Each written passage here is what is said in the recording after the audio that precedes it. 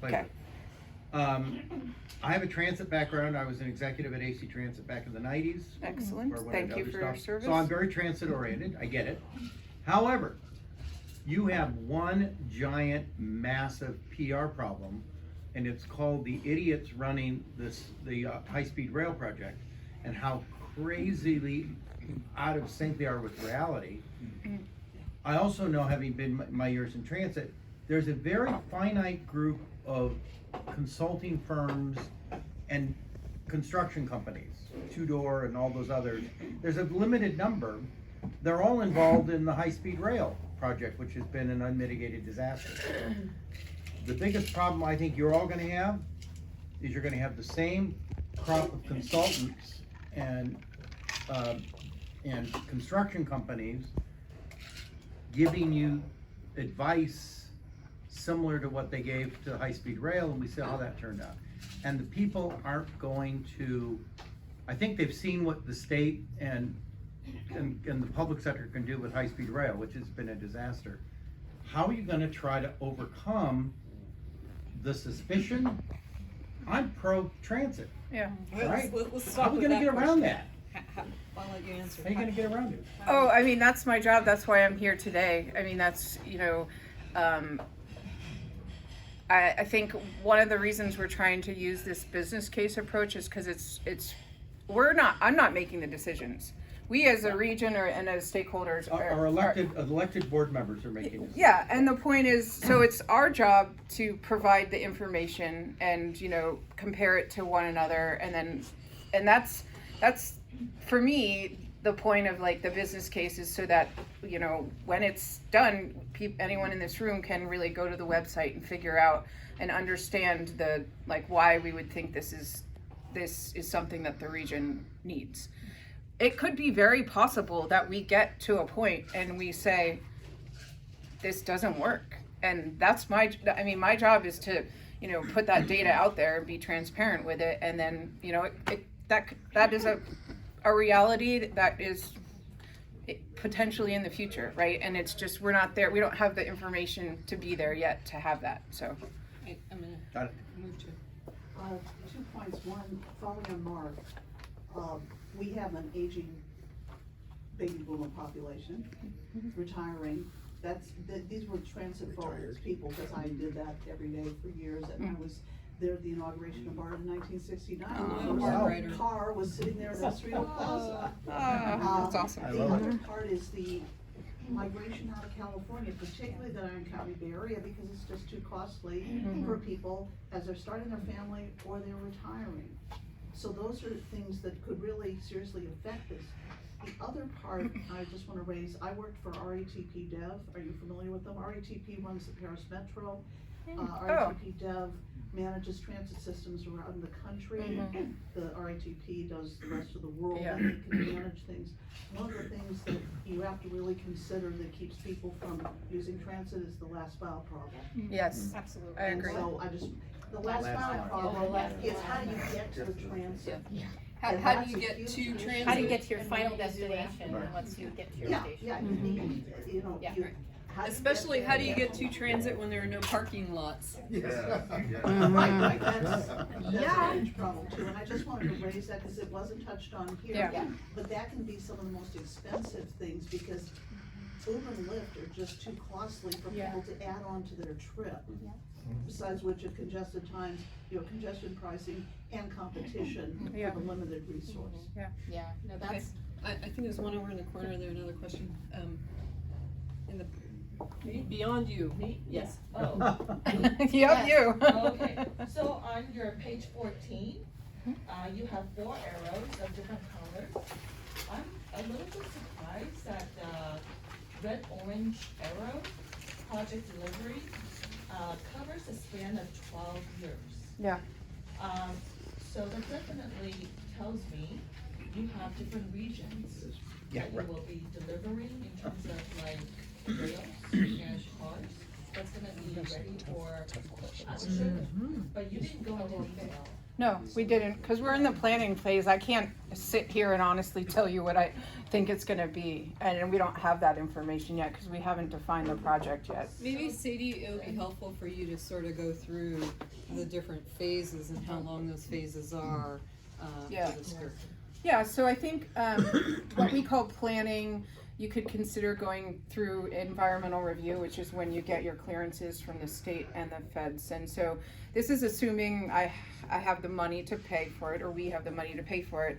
We expect that we could get to that point by 2028. At that point, we would have probably projects that we would have done analysis to figure out how we plan to deliver projects. There's many different project deliveries methods out there, and we're gonna have a number of different projects. So that's why I say some may be delivered more quickly than others. And, you know, that's also related to funding sources. There's all kinds of things that come into play at that point. And I guess what I'm saying is it's too early in the project for me to know what those projects are or how they would be delivered, and so this is our best estimate that we're saying, but it's going to take a fair amount of time. Okay, so then who are you? Who is Link21? You're not state. You missed the beginning. Yeah. This is a BART and Yes, capital. I apologize, Yeah. I walked in late. So I'm actually here, I'm wondering how much more taxes do I have to pay and who are you? I'm paying a bunch of people, but I don't really know who you guys are. Let me just fill you in. Sadie Graham, she is the project director. Yeah. For BART. Okay, this Link21 is a program that is sponsored by BART and Capital Corridor JPA. But I also think that's state. Capital Corridor, no, is it? Well, we do get our money from the state. Yes, but it's a joint powers agreement between the counties and BART. And BART administration does have a fair amount of administration overlay of the Capital Corridor program. So Camille is from Capital Corridor, and this is a joint project between the two agencies. So we kind of covered that in the beginning. I wanted to give you the short version. But I think her question is, how are you gonna pay for it? Is it gonna be a sales tax recommendation increase or a property tax That's a good increase question. for all those 21 counties? Yeah, and I don't know the answer yet. I mean, I can honestly say that. I mean,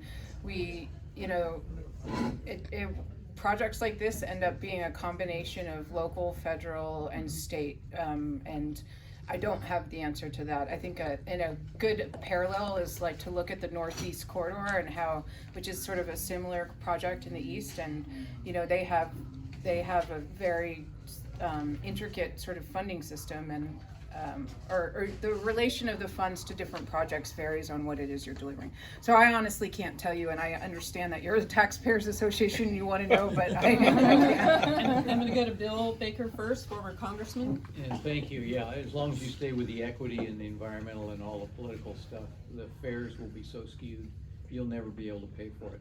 But my question is, where does the blue line on, this is number 11, the new rail line under the bay, where does it take off and where does it land? I think it's a great idea. Yeah, so we're exploring. So the blue is BART and the orange is standard gauge. And so what we know is that on the Oakland side, we cannot feed any more trains through the existing subway. It is at capacity, and a little curve we call the Oakland Y before you get to West Oakland BART station is a bottleneck, because we also got trains coming up from the Lake Merritt. And so we're not gonna add any more trains to that particular piece. So we need to bypass that area. And so we're looking at, okay, well, where would we have stations then if we're not serving the existing stations on that line? So we're still exploring that. Alameda is also interested in a station. We have to study whether that makes sense or not, because we need density for a station to work. And then on the San Francisco side, BART could either come close to Market Street. It couldn't feed into the existing Market Street subway because it's already pretty crowded there. But we're exploring whether we want to continue to go to Market Street to, again, try to alleviate potential crowding from the existing system, or do we want to serve a slightly different market and come down to Mission Bay, people wanting to go to the Chase Center or to UCSF, Mission Bay area, and then hook up. There's no South Bay plan to go to the airport or the peninsula?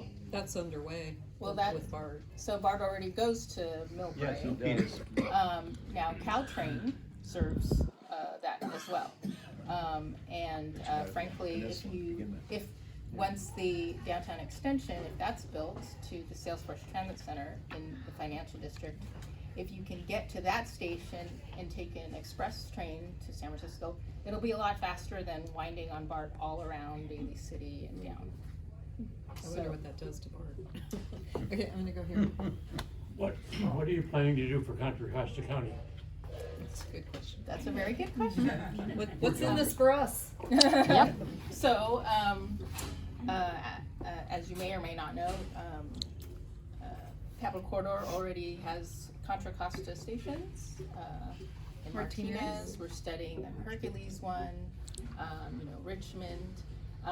And so for me, I see that if we are able to increase train service, let's say 1 train an hour to and from Sacramento, you could just go to Martinez and get to Sacramento on an hourly basis instead of driving.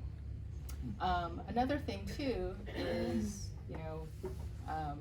it's a little more indirect, but those of us in Contra Costa County, a lot of us live along the 680, right? The 680 corridor. And so, just by improving the network, if you will, being able to improve service on BART, you will feel it system-wide, even though the improvements may not be right here in your backyard, let's say in Concord. Just by having more reliable service across the bay, which sometimes, if you know this, you can get system-wide delays, right? Because of a bottleneck in a critical part of the system. Like this morning. If you can improve the reliability The trains of BART, of the from- train system, other than then actually you all will feel trains that system were wide. stopped You going will through the feel Transbay a too, more but there's, consistent, a more reliable service. If we are able to achieve expanded hours right now, people who want expanded hours on BART, you can't do it, because you gotta maintain the existing Transbay tube 4 hours. You gotta shut it down at least 4 hours a night, no questions. If you have another crossing, we could at least have service in that crossing while the tube is being maintained. So what if now you have expanded service? And Yeah, you that's need to get back from the city at a certain hour, you need to go to the airport, you have an early flight. Now you have that option. That's the redundancy part Yeah, that when we has say been, redundancy. always been missing from BART and, One point of failure Right. is all you've got. Yes, as we saw this morning, a rail vehicle had an accident on the tracks, early morning hours of doing work on the tracks. It shut down basically all trains going in and out of the Transbay tube, for most of the morning. So, other questions? Yes, So, I'll get you over there. connection with the Southern Crossing project, with a bridge that's gonna be south of the Bay Bridge, between those two. Is there? I don't think there's gonna be a bridge. Is there gonna be a bridge? I thought there was some talk about having another. Are you talking about Dumbarton Rail? No. No, it was supposed to be coming between the San Mateo and the Bay Bridge. There've been multiple Decades studies past. They're the of experts. where crossings across the bay should Yeah. be, right? Okay. Our charge is to serve the Transbay corridor between Oakland and San Francisco, because that is still the most congested. When you look at, trips. Right, and my understanding of that bridge, maybe I'm dreaming I this don't up, think I don't it know. exists. But Yeah. why not do something because this would only be for rail. Why not do something that would work for rail or car or other No, cars types are of off the table. transportation? No cars. Yeah, we're not Because- doing, because- yeah, we're only doing Because a people rail. don't think that way, I'm We're sorry. only But we're in doing rail Contra crossing. Costa and we do think No, about cars yeah. a lot, right? Because it's. Well, it's and what- I think, Yeah. if you're outside of San Francisco where you can actually get around and kind of the East Bay, Berkeley, Oakland area, you can get around on the transit Yeah. system. Contra Costa has a transit system, but you can't get around Yeah.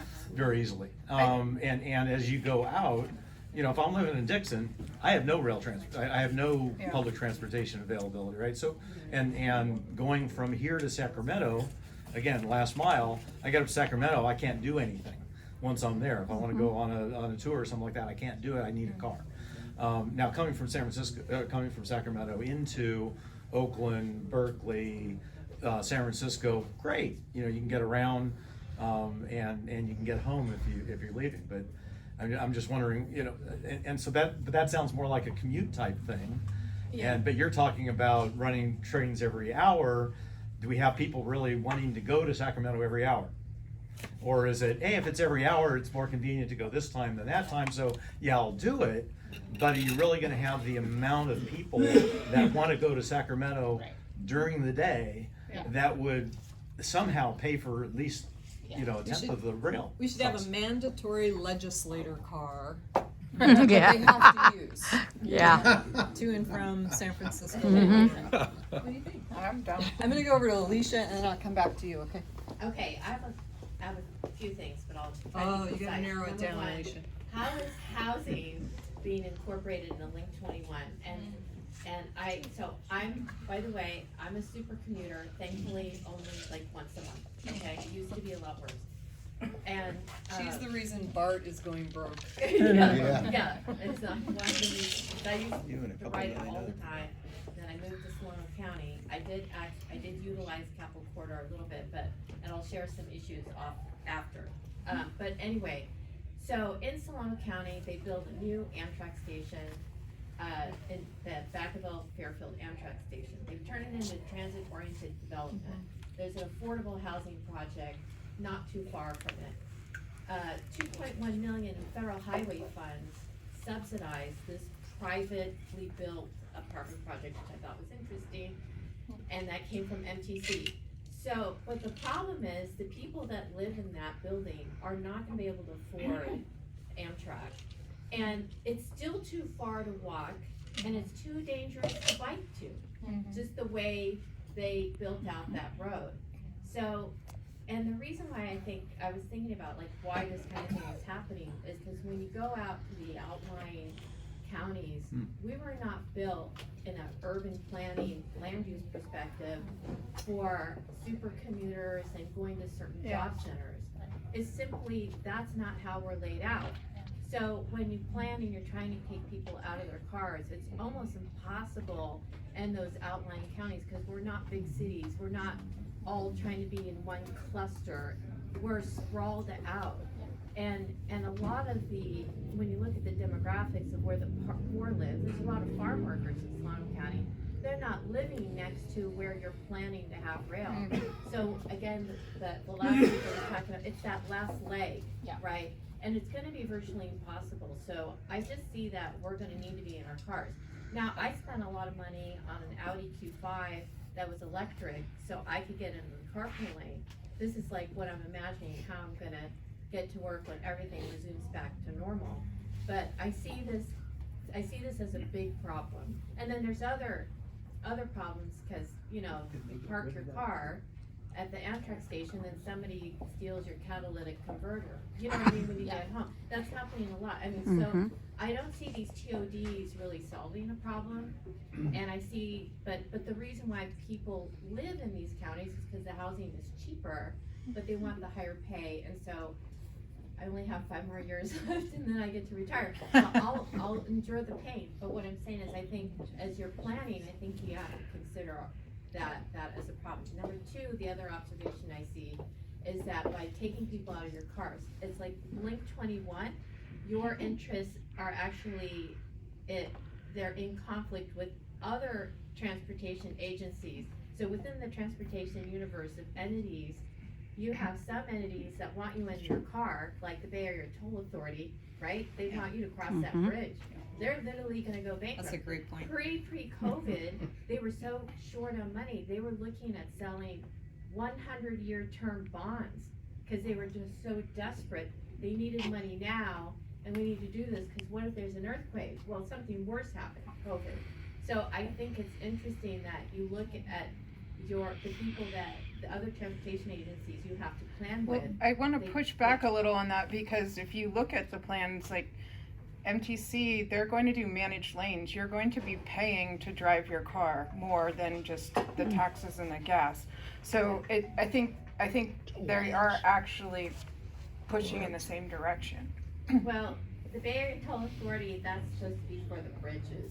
So, but like But it's Highway already not. 37, they're gonna build a lane and charge you. They're gonna try to make up, but will it really make up for that lost revenue? And that's where I think you guys, there needs to be numbers there. Yeah. Yeah, And- regional measure, just as a point, regional measure 3, which raised the bridge tolls, there's, was it 500 million going to BART to San Jose out of there? I don't know the exact number. Yeah, I so by should, the 'cause way, it around just there. came out of the courts. Right, the Supreme Court just ruled against taxpayers on that issue, so taxpayers sued over regional measure 3, they said it was a tax, not a fee.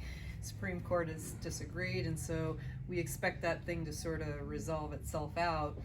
$50 million of regional measure 3 money will be going to Link21, has been allocated out of that measure. And just on the funding side of Link21, another 150 million will come from, or is coming from Measure RR. And then there are some very small million at a time Costa grants. So that the funding so far of Link21 is $200 million, and I believe I was told 82 million has been spent. About, yeah. Okay. I was gonna say I know 80. we're gonna run out of time here, and I'm sorry I didn't mean to take up your whole meeting. I know you have a question. You've had your hand up several times. Right. Well, I'm also a senior citizen, I use a rollator, Yeah. so safety is a big concern for me. Yeah. I used to work in San Francisco. Yeah. I used to volunteer at the Opera House.